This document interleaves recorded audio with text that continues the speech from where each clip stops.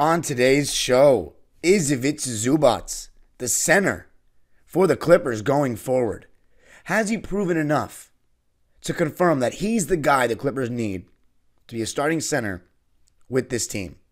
Going to be talking about his strengths, his weaknesses, his development, and ultimately answering the question of, is he the guy for us at the center spot? I'm going to be talking about all that on today's Locked On Cancun Clippers.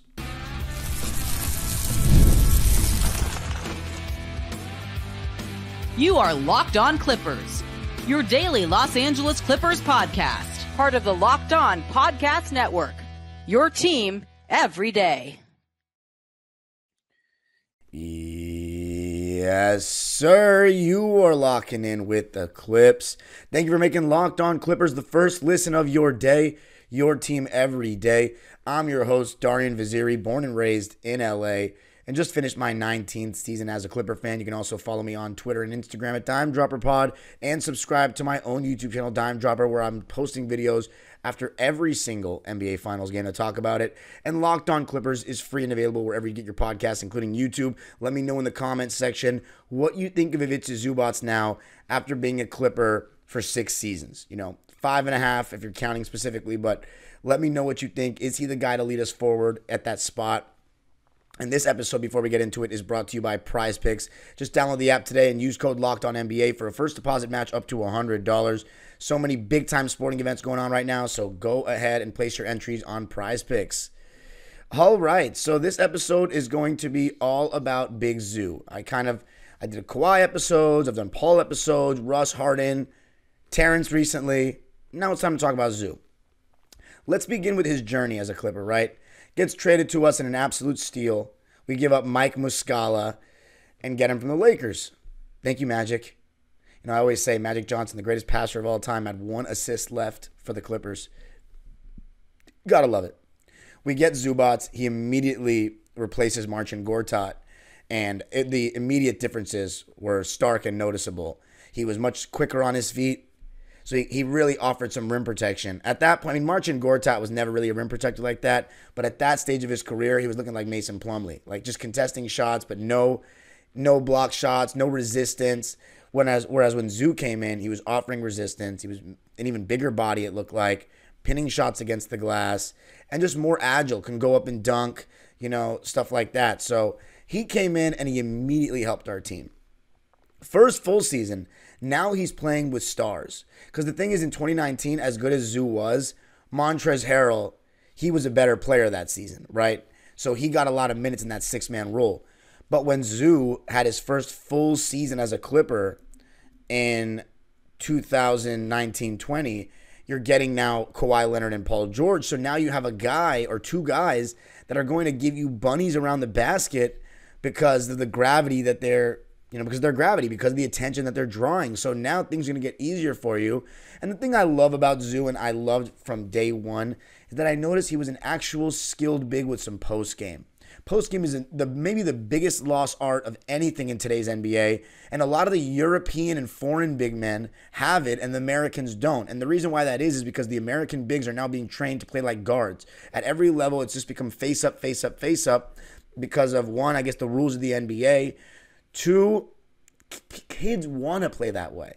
They want to play that way because all these guys that have grown up in the superstars, the ones that are the most marketable superstars of the last 20 to 30 years, Michael Jordan, Kobe Bryant, LeBron James, Steph Curry, Kyrie Irving, face-up guys, James Harden, they're not post-up players. And the reason, part of why the NBA wanted to change the rules of the sport to try to deter post play, trying to really deteriorate the hand checking and off-ball grabbing, and freedom of movement was introduced, and then the landing space foul, and then the offensive stuff that players are able to get away with, and then trying to legalize zones so you can try to take the ball away from the post easier and make it more of a perimeter game where the ball moves. So all these things were kind of used to limit the post players, the Shaqs, the Tim Duncans. The thing about those particular guys is that you can change the rules all you want. It doesn't matter. What the funniest part is they legalized zones after the 2001 season to try to limit Shaq. And then the Lakers just destroyed. In 2002, they still won the championship. So it didn't really work. And then the next season, Duncan won. So it took some time. And then, Mike D'Antoni bringing in the 5-out offense, the 4 in, 1 out. four out, one in offense. And that really changed the spread, pick and roll. But my point was Zubac is good in the post, right? Now, back then, though, in 2020, he only really had a right-handed jump hook. That's really all he had. But in 2020, he showed some real signs, and you started to see some pick and roll chemistry with Kawhi Leonard, especially in that season. But he only averaged 18 minutes a game that season. So again, that was the year that Montrezl Harrell won Sixth Man of the Year. So he had a better season than him again that season. But Zoo played 72 games in his first year as a Clipper. He played 2 less minutes than his first year. His field goal percentage was a career high 61%. So if you got a guy shooting 61% starting, you'll take that all day. Regardless of if his shots are around the basket or not, that's awesome. And then 8.3 points a game, 7.5 rebounds. So, trending in the right direction. You tend to think if he plays more there, he gets a double-double average. Now, 2021, he plays the exact same amount of games, 72.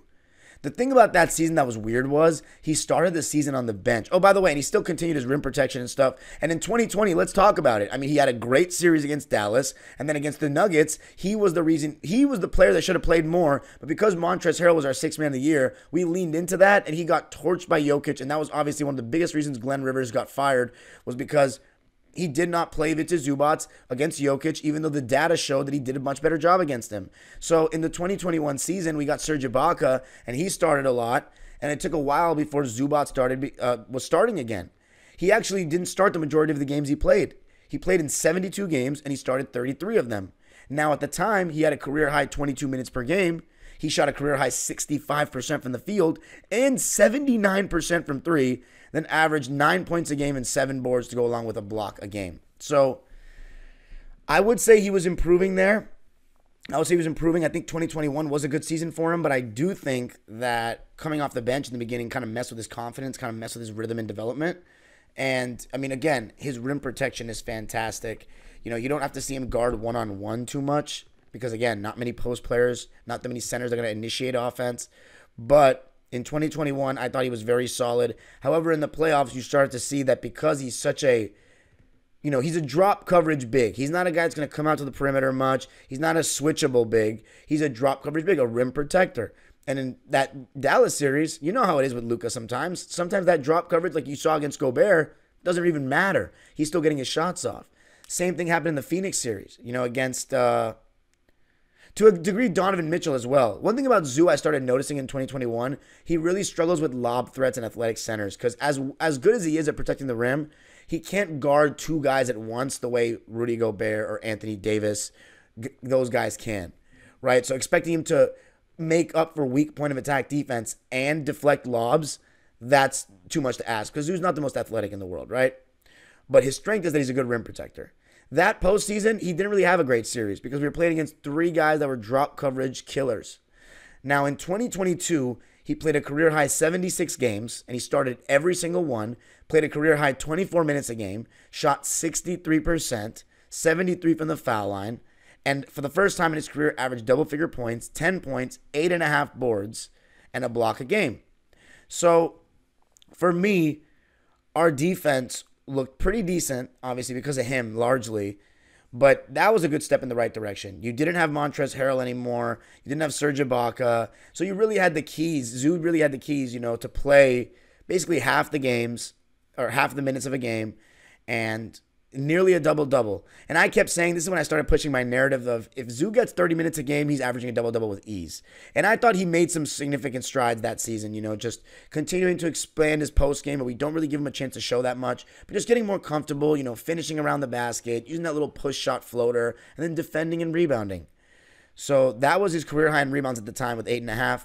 And then we get to 2023, which was a big leap for him, where in the beginning of the season, the only reason our defensive rating was pretty good was because of Zoo. That was where, when I first took over as Locked On Clippers host, I thought Ivica Zubac could be a Defensive Player of the Year candidate, or be in the potential for defensive team the way he started that season. But then he kind of tailed off.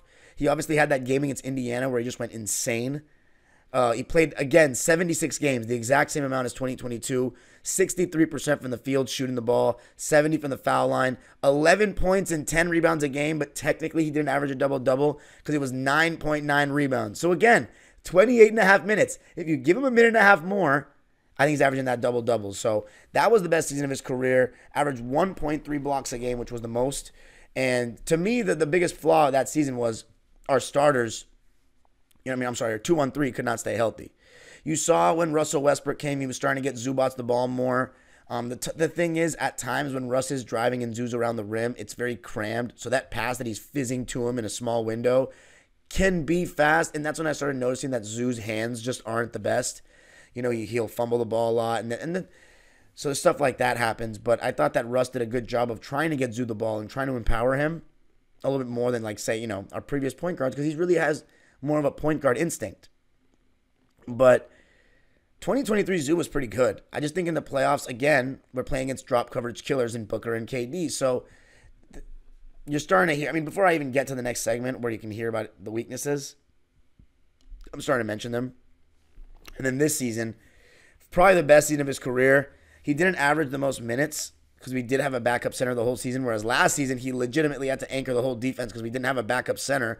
And then we started to lean into small ball a lot, and it wasn't great with certain personnel, without Kawhi mainly. But in 2024, this season, he played 68 games. That was the most he's missed since 2019. 68 games played, averaged less minutes than 2023 with 26.4, shot 65%. Wow. 72 from the foul line. By the way, how refreshing is it to have a free throw shooter at your center that's shooting 70+% after DeAndre for so many years? And then 9.2 rebounds, 12 points a game. His career high in points, definitely helped by James Harden. So here's what I'll say about Zoo's strengths. He's a great rim protector. Even this season, he started adding a left-handed jump hook to the equation. So now he can turn over either shoulder. And we started to see him dominate in the post in the playoffs. And I would say that was the best playoff series of his career. So he's trending in the right direction. He's getting better every year.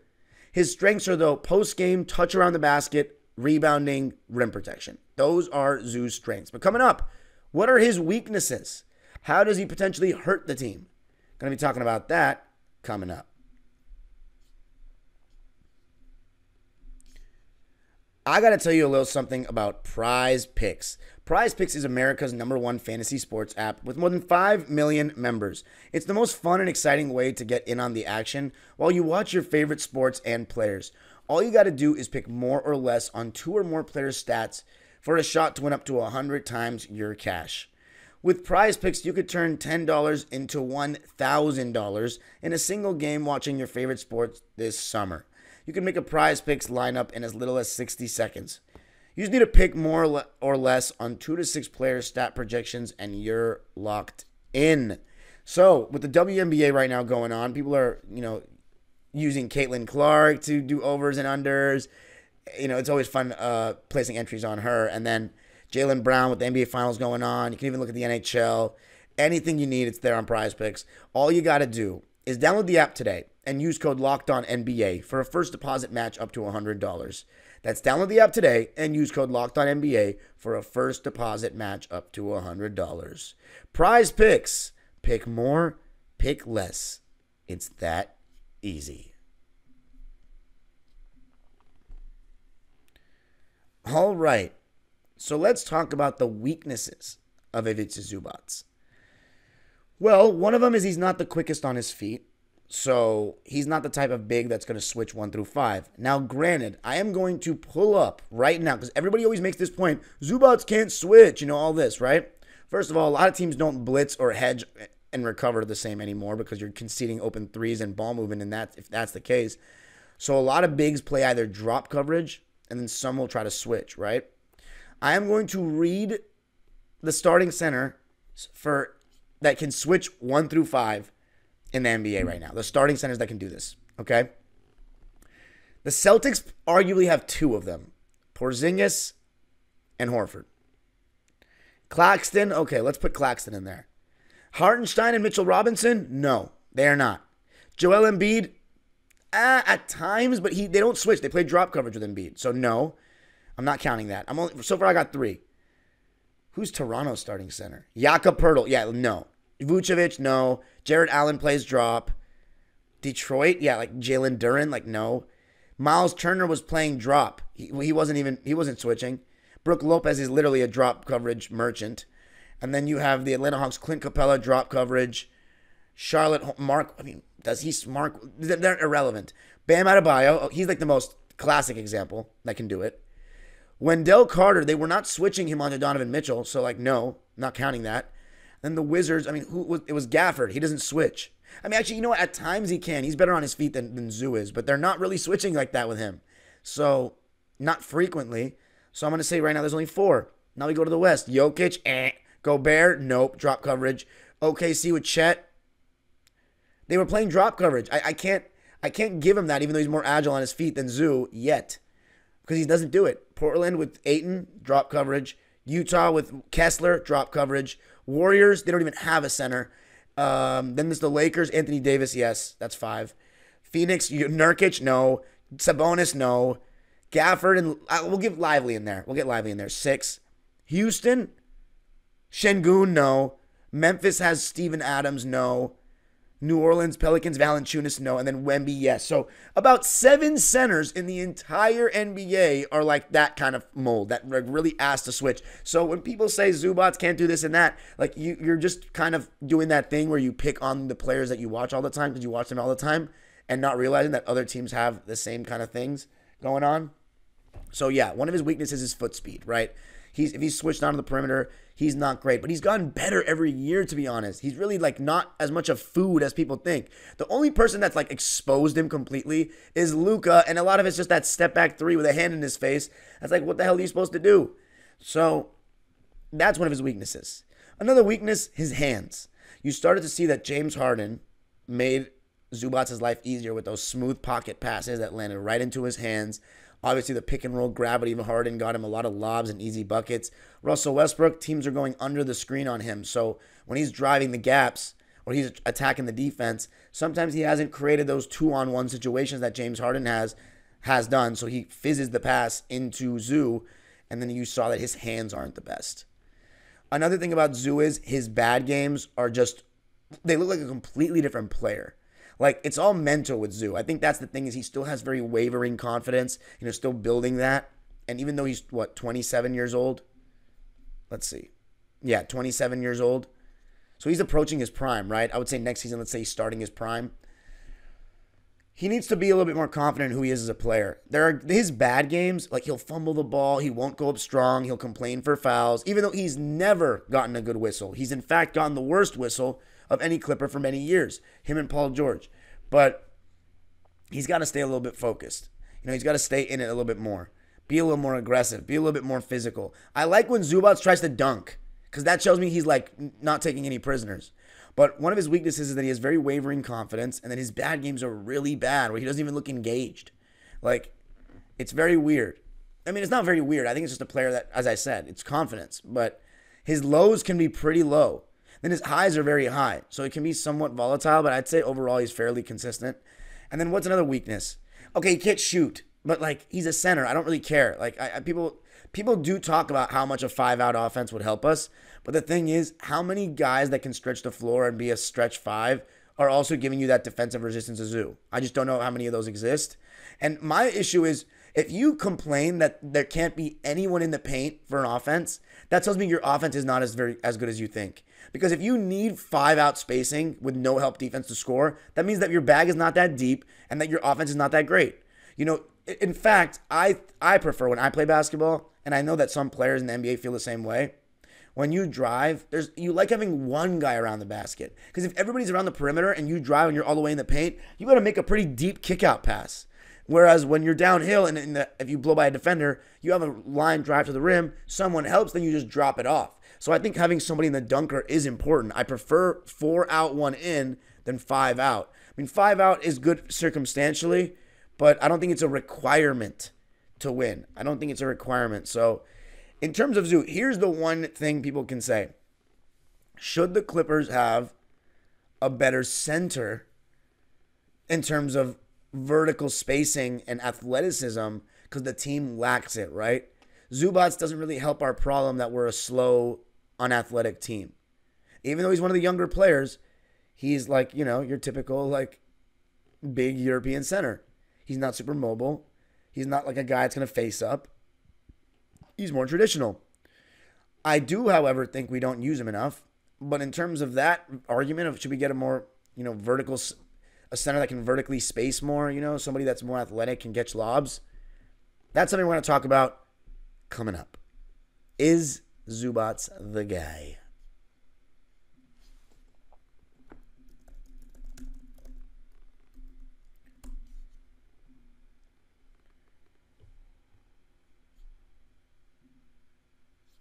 All right, so to close out the show, the $1 million question. Is Ivica Zubac the guy for the Clippers? Look, here's what I'll say. If we look at the contract situation, Zoo's making $11 million next year. That is an absolute bargain. There is no reason we should look to get rid of that. Here's my thing. We're going to probably offer him an extension very soon because he's earned it.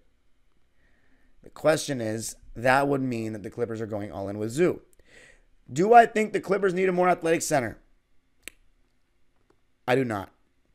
I think it would help, but is he going to be a better basketball player than Zoo? If the answer is no, then I don't think we should. And again, this goes back to my point I made about Terrence Mann's episode in the last one. I am not willing to trade reliable players that have played for us for a while, that have only been let down by the stars not being healthy, trading them to accommodate these guys that have done absolutely nothing outside of one season in the playoffs in 2021. Why should we give up more of our actual assets to support these old guys? I think it would be foolish. I'm so done with trying to cater the team around them. Why don't you stay healthy first before we do any of that? Because you're stealing, at this point, money is just being stolen. For real. And again, people make it seem like I think that they're like Kawhi should get blamed for being injured. No, but availability matters. And at this point, it's like the players on our team are constantly having to play higher than what's expected of them. And Zubac is one of those guys year after year. So no, I would not trade Zubac to accommodate James Harden. Like, why would I do that? James Harden's 35. And we lost in the first round this season. Like, why would I? No, I'm not accommodating that. Okay, he's not a great lob threat.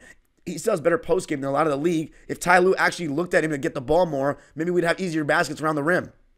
So that's a huge thing I have to talk about, is that going forward, we need to look at Zubac as somebody we can throw the ball to, especially with how much we struggle to get easy baskets around the bucket. Get him the ball. He's not just a roller. You had DeAndre Jordan sitting there just lobs and over again, and he had no post game and no touch. And now this is what we get, and you're going the opposite direction. I'm sorry, now we have an opposite center, and you're talking about the other, like we want this kind of player, like it's really funny to me. Because again, a lot of Clipper fans, not a lot of Clipper fans, a lot of listeners to this show and a lot of people that are commenting on the Clippers right now that are stans and have no loyalty to this franchise in any way, shape, or form, of course they're going to take issue with my comments about not being willing to make moves to support these guys. Because they haven't done anything for me to be willing to do that. It's enough's enough at this point, 5 years in. Go stay healthy and we'll try to upgrade the roster with the more athletic four and this little stuff around the margins. But Zubac is not being traded. He should not be. It shouldn't even be a discussion. And same with Terrence, quite frankly. It shouldn't even be a discussion. Because, okay, let's say hypothetically, we got Derek Lively and this is not possible. I'm just saying, let's just give a hypothetical like it's 2K. We get Derek Lively and Jaden McDaniels for Terrence Mann and Zoo. That's championship moves right there, right? If Kawhi's injured, what difference does it make? It means nothing. So, no, I'm not willing to do all that. Zubac is the guy. He's the longest tenured Clipper, and I support him no matter what you people in the comments say. Because I know people don't like that slow, lumbering, white center. I get it. European.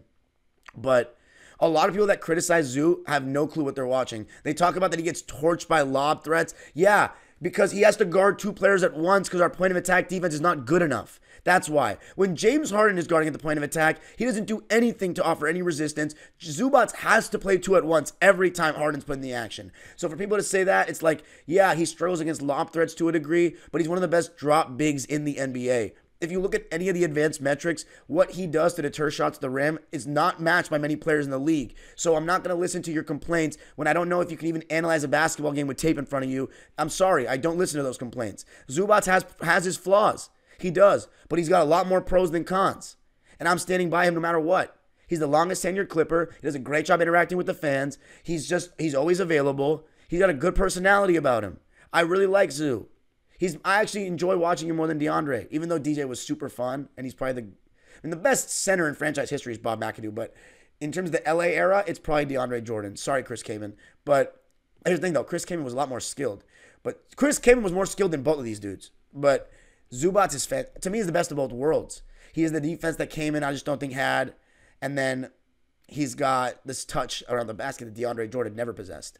So Zubac, to answer the question of the episode, he is the guy for me. I don't think he's the problem with this team. I think we need to get an athletic center maybe off the bench. Like, not Mason Plumlee. But, yeah, I'm all in with Zoo. And expect a potential extension soon.